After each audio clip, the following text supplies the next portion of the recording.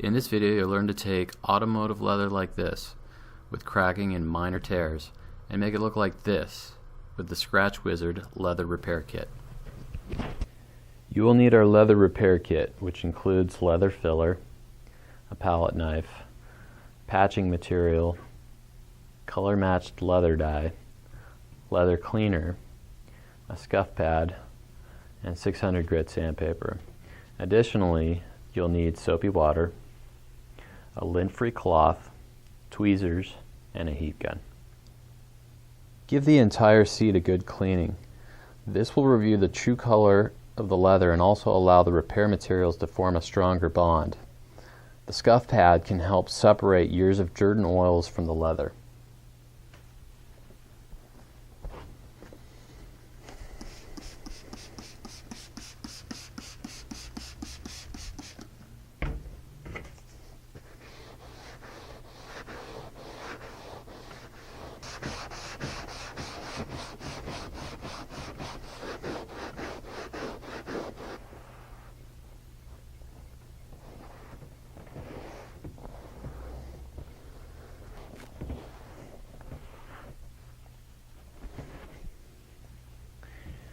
Now use the leather cleaner and the scuff pad in the areas that you will be applying the leather filler to.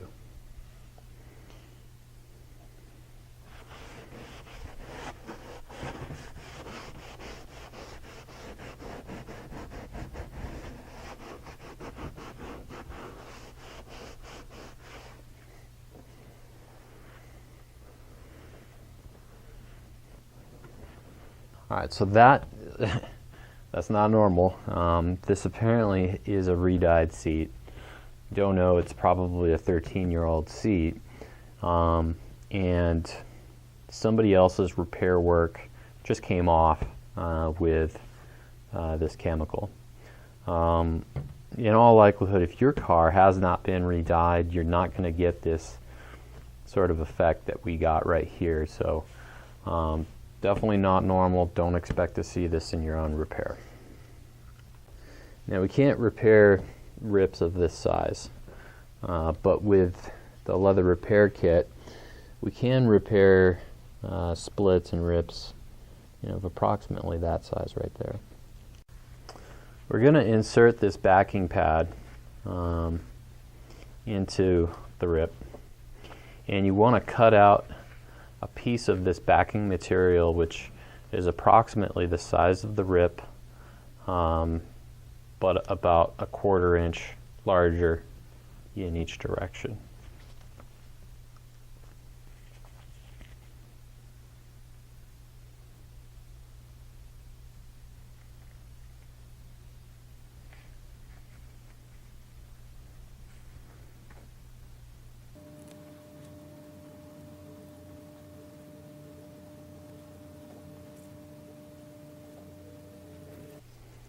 Using a pair of tweezers, insert the backing material into the hole.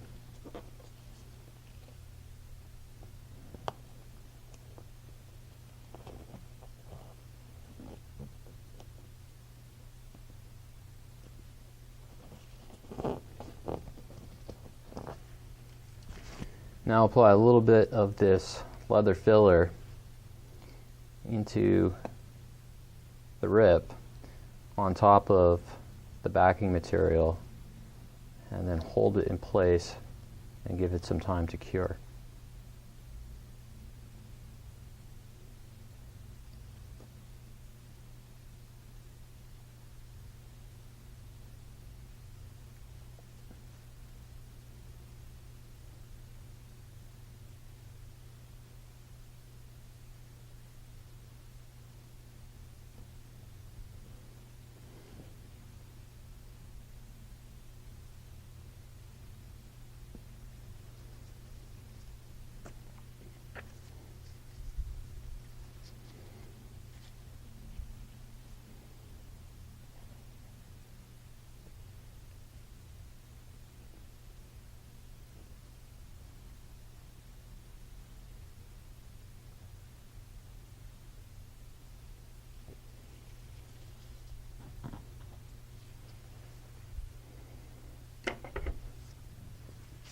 So now that I got some of the filler in there, I'm going to just pinch this together a little bit.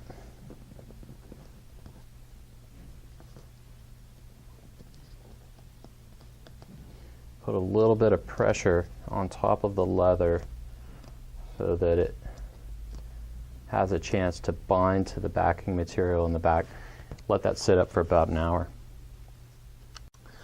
Apply fine layers of filler to these cracks, including this tear that you just repaired.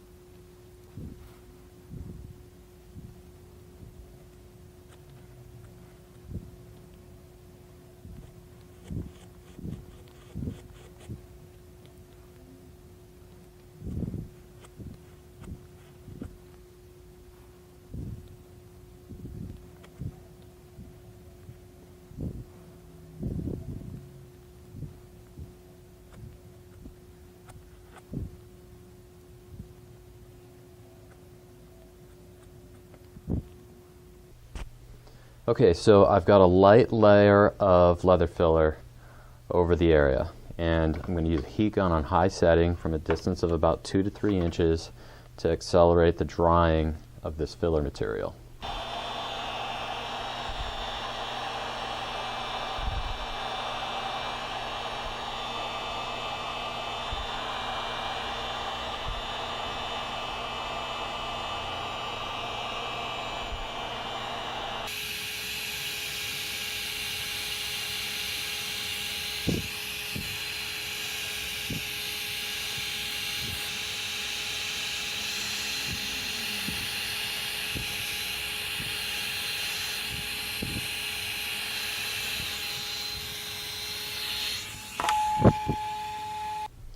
It took about 5 minutes to cure this out, and it's quite hot, but it is dry. So that means it's ready to be sanded. Okay, so we'll take our 600 grit sandpaper, and we want to sand in one direction. We want to avoid a back and forth motion, and we want to avoid sanding in multiple directions.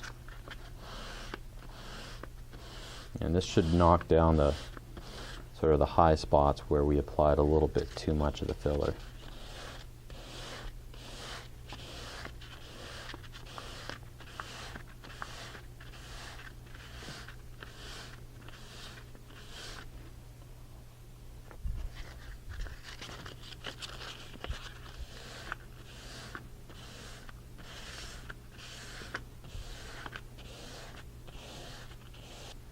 Now that we've applied layer 1 of our leather filler, let's sort of wipe away the dust and apply a second layer.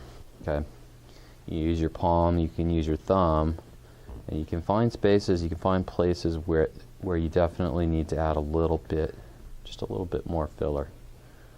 Probably I would definitely add more where we patched that rip.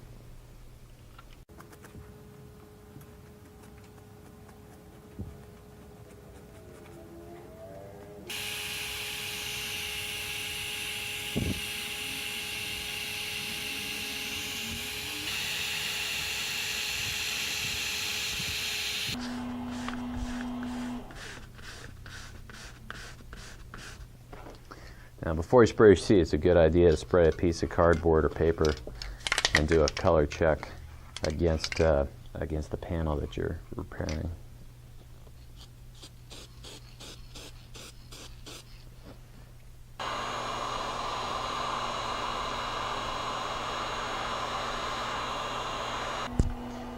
We've got a very good match here, so I'm going to proceed to spray this, but if you do a test panel and it doesn't match up, let us know and we'll get it right for you.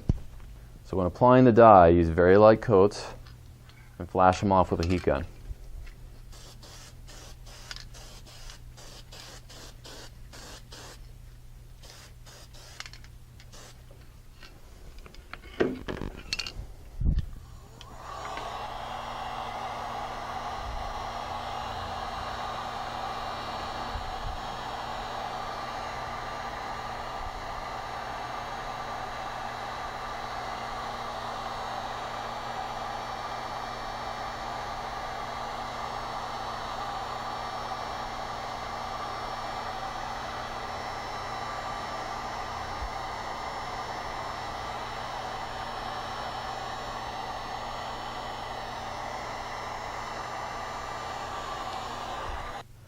One note I want to make is that you're probably going to be dyeing your seat in your car.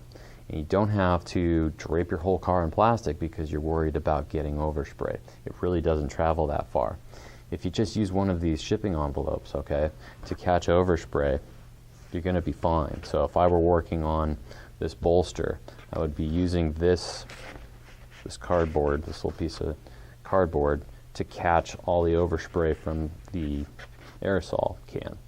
But if you do happen to get dye on something that you didn't want to get the dye on, you simply just wipe it off with a leather, vinyl, and plastic cleaner. Now I've essentially covered our leather repair at this point, but I like to go at least 2 or 3 coats further so that I've got a thicker layer of dye and it's going to hold up over a longer period of time.